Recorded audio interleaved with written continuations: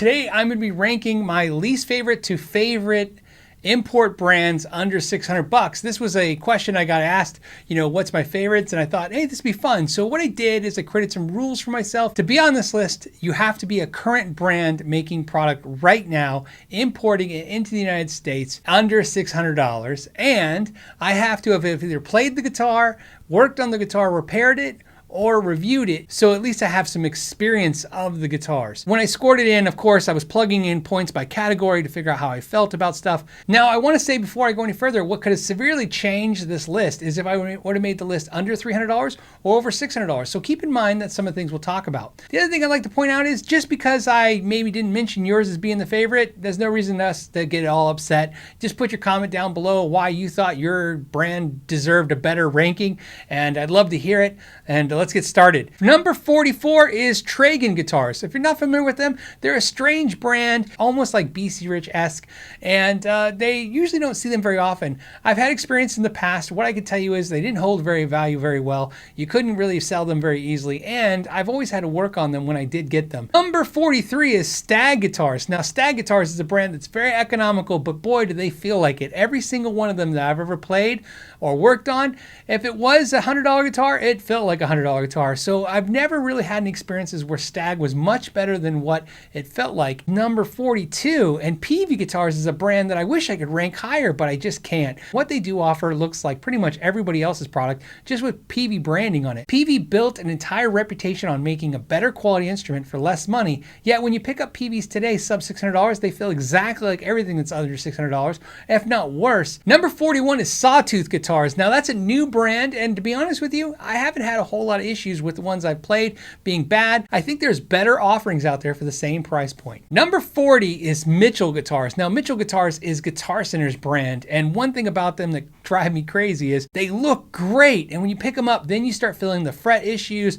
or some of the finish issues. And I have some friends who bought some that love them and say they're as good as any brand they've ever played, but the majority of the ones I've seen have been okay at best. And again, not bad guitars. This isn't a list of bad guitars. It's just my least favorite to most favorite, and this one just didn't make it higher up on the list. Next is Austin Guitars. Now Austin Guitars is owned by KMC, and they feel a much higher quality than what price they're at. However, their brand is non-existent, which means if you buy one and you try to get rid of it, you're never going to get full value. But I promise you, if you do find one for a song, it's a great playing guitar. Next is Silvertone. Now Silvertone, back in the day, everybody remembers those guitars made in Japan, made in the USA, buying them from Sears, great stuff. Today, none of them have been anything exciting enough for me to kind of blow my mind. Now, J. Turser made the list. J. Turser is number 37, and that's a brand that is like a lot of these import brands that are just okay for the price. There's nothing really stellar. They got a couple designs that are okay. Number 36 is actually one of the brands that I hate talking about, which is Hamer. Hamer used to be a really high-end brand made in Connecticut, and they made a sub-brand called Slammer or Slamer or whatever you want to call it.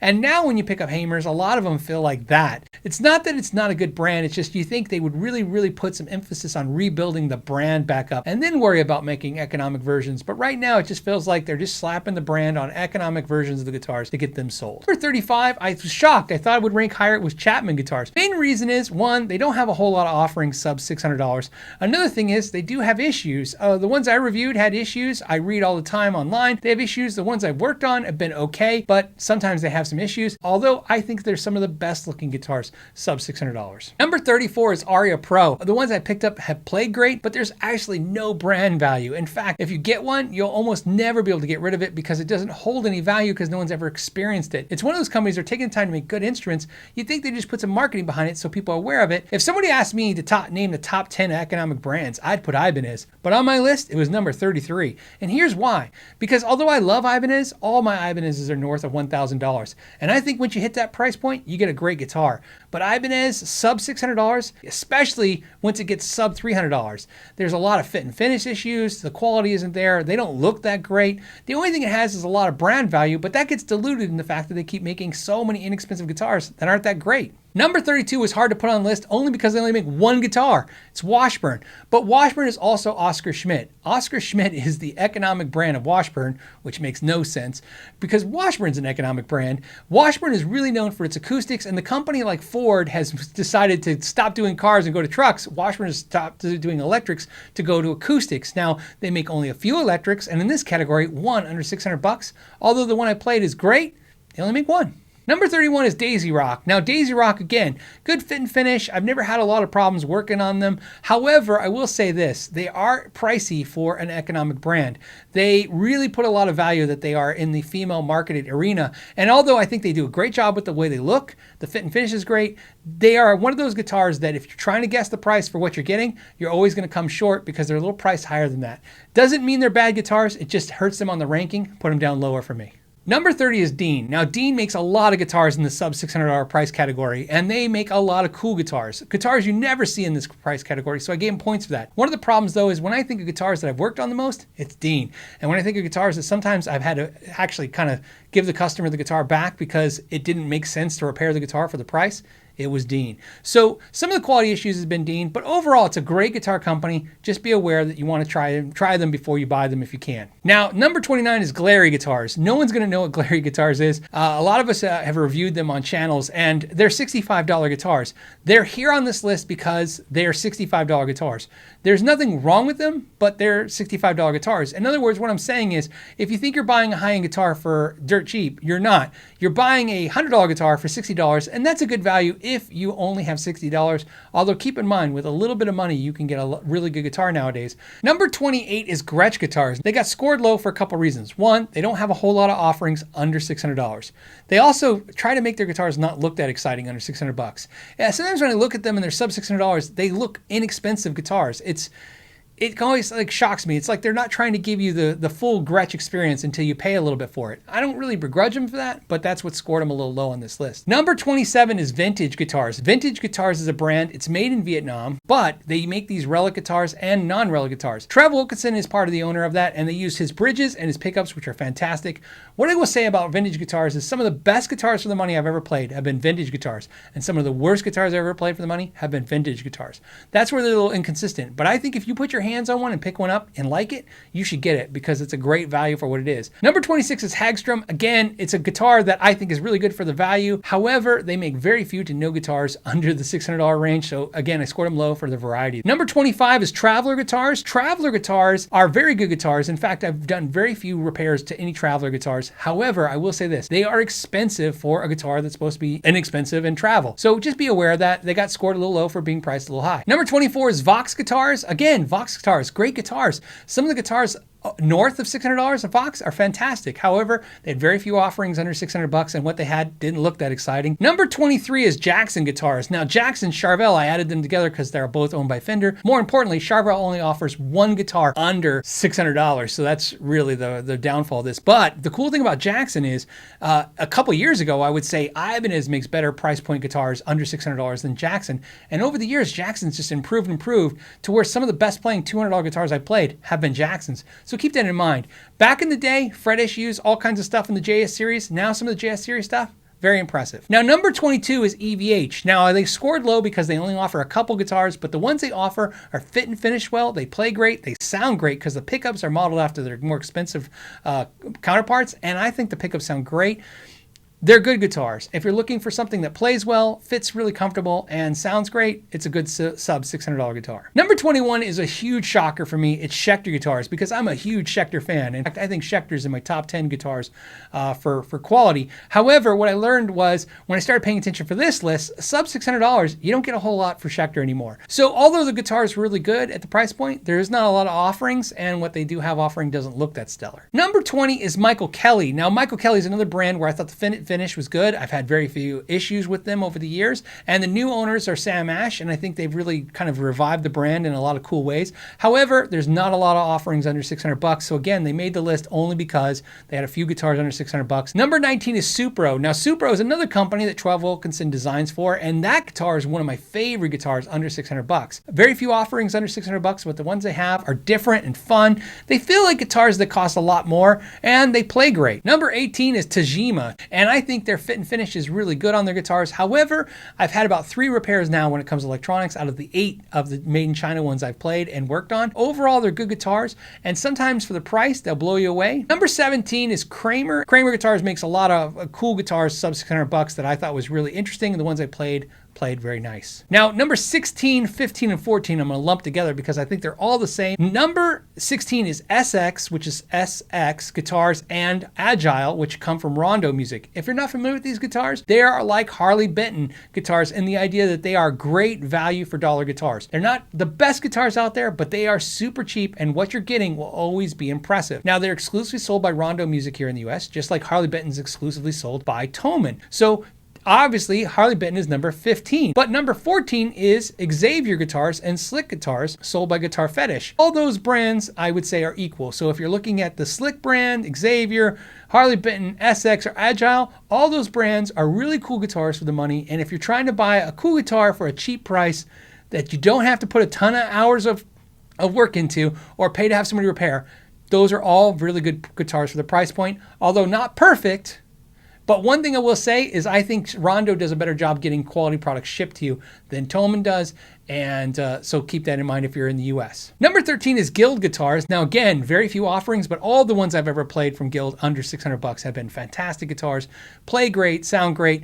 They were a great brand before. They were owned by Fender. Now they're owned by Cordoba. Cordoba, of course, makes great acoustics, and I think they want to make this a really good brand of electrics, and being sub $600 is really cool in the price range that those guitars are at. Number 12 is Cort Guitars. Now that's interesting because they should be in the top 5 considering they built a lot of the guitars on this list. But Cort Guitars, although is a great guitar company, makes really good stuff, and price value for what they are really good. But I think they've let a lot of companies like Harley Benton and those guys inch them out. In other words, make better priced products for what you get. Cort used to blow you away for the price point. Now it's a good price for what it is, but it's not the steal it used to be. It's just a good price, good guitar. Number 11 is Eastwood. Every time I pick them up, I always think the guitar is a little more expensive than it is. But more importantly, they offer some really cool guitars that you never see anymore. They're not necessarily on the lower spectrum of this $600 range. In fact, most of them are over the $600 range. However, the ones that are in $600 and below range are very cool, and I recommend you check them out. Now that brings us to the top 10. Number 10 is Yamaha. If this was a $700, $800 below, I think Yamaha would dominate this because they make great products, especially in that price range. But once you get under $600, there's less offerings. Yamaha's brand reputation is strong. People think of Yamaha and they think quality. They may not think high-end, but they think quality. Number 9 is LTD Guitars, and LTD is unique on this list, and here's why. LTD is one of the few brands where I think every dollar matters. What I mean by that is if you buy a $200 LTD and a $300 one, I always find the $300 one's better. If you buy a $400 one, the $400 one's better. It's not like they're just repackaging the same guitars and putting different looks on them and charging you different amounts. They physically make the guitars get better as you go. To me, the sweet spot for LTD is about $350 to $450. Once you buy an LTD at that price point, you're buying a really good guitar for the price. Once they're under $350, I've had to work on them and do repairs, but don't let that scare you. Some of the $250 ones have been pretty good as well. Number 8 is PRS SE. Now, PRS SE is made by Cort, so it's a Cort-Tech guitar. However, one of the things that SE does that's really cool that PRS does is they ship the guitars from Cort to Maryland. They pull them out of the boxes, check them, and set them up. And then if you buy them from somebody like Sweetwater or a reputable dealer that then pulls them up and checks them and sets them up again, that's a lot of hands on the guitar to make sure it's right. QA from the factory, from PRS themselves, and from the retailer means you're probably going to get a good guitar. Some of the SEs I've played have been some of the best playing import guitars I've ever played. The only reason I scored them low is because they don't have a lot of offerings under $600. Number 7 is Squier Guitars. Now, this is a brand that obviously is important. It's the most recognized brand in the world. In other words, there's more guitars with Squier on them than any other brand in the world, even more than Fender. So, and predominantly, the entire line is under $600. So they really should dominate this. The fact that they're not in the top 5 is only because they make so many entry-level $100-esque type guitars that I've worked on that they get scored a little low for repair-wise because I'm always working on them or doing the frets. But to be honest with you, some of the Squiers will blow you away. Great quality, cool that they put the right headstock shape on them and make them look great. Some of them look better than the actual Fenders Very cool brand, and I'm glad they made the top 10. I think they earned it. Number 6 is Epiphone, and I thought Epiphone would make the top 5. I've always liked Epiphone, and even sub $600, they make some great guitars. Some of their guitars will really impress you into really wanting either a more expensive Epiphone or a Gibson one day, and that's one thing I've always given props for. Very cool guitars. Some of the $100-esque, $200 Epiphones, not really to my liking, but to be honest with you, if you buy Epiphone, I think the sweet spot for them is $400 to $500. Now we're in the top 5, and number 5 is Dane Electro. All their guitars come from the manufacturer, the world manufacturer in Korea. They're fit and finished fantastically, and one of my favorite guitars in my entire collection is a sub $600 Dane Electro guitar. And that's impressive because I put it in the same regard as guitars that cost 2 and 3 times that price. Number 4 is Sterling by Musicman, because the fit and finish on them is great. They look fantastic. In fact, that's one of the things that's great. The only thing that hurts them a little bit is they don't have a whole lot of offerings under $600. So what they do offer is really good, but again, they're another brand that just moved over that price point. Number 3, Fender only makes a few guitars sub $600 from the Ensenada, Mexico factory, but they do make guitars. They are imported to the United States, and it is Fender. The quality on those guitars is perfect. I think that made in Mexico Fenders are pro quality guitars. In other words, pro musicians can tour with them and record with them. And they don't have to be modified or done anything to, and most of them come out of the box playing fantastic. Number 2 is G&L Tribute. What's exciting about them is a couple things. One, it's made by Cort, which we already know makes great guitars. That's why other companies use them as well. But more importantly, the fit and finish on them are really good. They go through a really painstaking process to go ahead and check them in the US, and they send back all the defect ones, so they don't even let their B stocks get out. The other thing I like about them is that they actually use some cool features, like using American-made pickups in some cases, or bridges. So they try to give the consumer the high-end G&L experience at the Tribute level. It's a very cool brand, and I think they're priced really well. In fact, so you know, most of the G&L stuff, Tribute, is priced in the Squier range, yet it's actual labeled G&L. Now, I know what you're waiting for. Number 1, it's Godin. They are Canadian parts assembled in New Hampshire in the US. On the headstock, it actually says, made from parts from Canada, assembled in the US. So it is still an import guitar in the idea that it was imported and put together in the US. It's a little tricky, and they're all $599. So there's a whole lot of controversy in this last category. But what I will tell you is this. There are no better feeling playing guitars, and price point, I don't think you can beat that. $600 for that guitar is just as good as an American-made Fender, in my opinion. And something to know about the company Godin, they're the largest manufacturer of guitars in North America. That's right. They make more guitars than Fender, than Gibson, than anyone, because they make all their guitars in North America, in Canada. But the other manufacturers that are American manufacturers, whether they be Mexico or the United States, they have so many import lines that, yeah, total-wise they're bigger, but not when you talk about units. So Canada makes a lot of great guitars, and the fact that they still make guitars that could be assembled in the USA, sub $599 or $599 is impressive. Definitely check them out. There's my list. I hope you guys enjoyed it. If you want, I'll make a sub $300 list. It'll be interesting, probably a lot shorter. And if you want, I'll do a higher end list if you would like as well in imports. I already plan to do a list on the American made guitars like this and a couple of lists that I thought were fun. If you want to support this channel, you can become a patron or buy merch down below. You can support this channel for absolutely free by subscribing or hitting the like button. And as always, I want to thank you so much for your time. Till the next time, know your gear.